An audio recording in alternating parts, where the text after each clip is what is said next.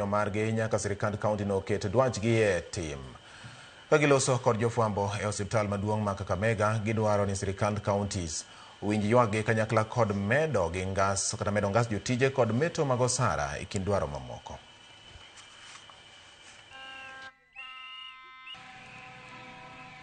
This county, ever since the inception of this government, they have never employed any clinic officer.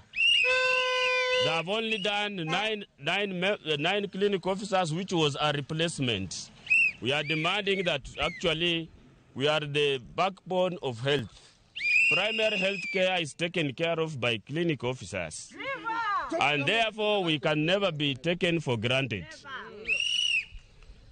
We shall go to an extent of even shutting down even private sector if our ultimatums are not met. We want first to appreciate the county government of Vihiga and the county government of Bungoma. They have signed the CBA. Bungoma has gone ahead and even implemented the CBA, awaiting the IPPD code. But unfortunately, we have two chronic counties with lazy leaders who cannot find the time to get in the office and simply sign a CBA. Our call today, please come back from strike. Our governor, our county secretaries, come back from strike.